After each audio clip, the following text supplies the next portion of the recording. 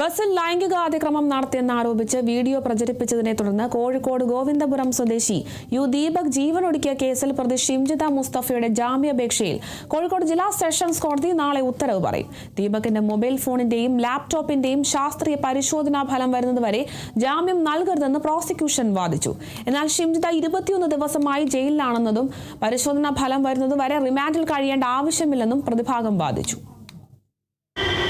കോഴിക്കോട് ഗോവിന്ദപുരം സ്വദേശി യു ദീപക് ജീവനൊടുക്കിയ സംഭവത്തിലെ കേസിലെ പ്രതി ഷിംജിത മുസ്തഫയുടെ ജാമ്യാപേക്ഷ പരിഗണിക്കുന്നതാണ് കോഴിക്കോട് ജില്ലാ സെഷൻസ് കോടതി ഇന്നും മാറ്റിവെച്ചത്.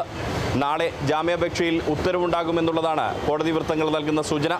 ഷിംജിത മുസ്തഫയ്ക്ക് ജാമ്യം നൽകരുത് എന്നുള്ളതാണ് പ്രോസിക്യൂഷന്റെ വാദം. അതിന് കാരണമായി അവർ ചൂണ്ടിക്കാണിക്കുന്നത് ഷിംജിത മുസ്തഫയുടെ മൊബൈൽ ഫോണിൻ്റെയും ലാപ്ടോപ്പിൻ്റെയും ശാസ്ത്രീയ പരിശോധനാ ഫലം ഇനിയും ലഭ്യമായിട്ടില്ല എന്നുള്ളതാണ്. അത് ലഭിച്ച ശേഷം മാത്രം ജാമ്യാപേക്ഷ പരിഗണിച്ചാൽ മതി എന്നുള്ളതാണ് പ്രോസിക്യൂഷന്റെ വാദം. എന്നാൽ ഷിംജിത മുസ്തഫ കഴിഞ്ഞ 21 ദിവസമായി മഞ്ചേരി ജയിലിൽ കഴിയുകയാണെന്നും അതുകൊണ്ട് തന്നെ അവർക്ക് ജാമ്യം അനുവദിക്കണമെന്നുമുള്ളതാണ് ഷിംജിതയുടെ അഭിഭാഷകൻ വാദിക്കുന്നത്. ഇത്രയും ദിവസം ജയിലിൽ കഴിയേണ്ട ആവശ്യമില്ലെന്നും അവർ വാദിക്കുന്നു. ഒപ്പം തന്നെ ഇതിൻ്റെ ശാസ്ത്രീയ പരിശോധനാ ഫലം വരുന്നതുവരെ ജയിലിൽ കിടക്കേണ്ടതുണ്ടോ എന്ന ചോദ്യവും പ്രതിഭാഗം ഉന്നയിക്കുന്നുണ്ട്. ഈ രണ്ട് വാദങ്ങളും പൂർത്തിയായി. അതുകൊണ്ട് തന്നെ ഷിംജിതയുടെ ജാമ്യാപേക്ഷയിലുള്ള അന്തിമ ഉത്തരവ് നാളെ ഉണ്ടാകുമെന്നാണ് കോഴിക്കോട് ജില്ലാ സെഷൻസ് കോടതിയിൽ നിന്നും ലഭിക്കുന്ന വിവരം.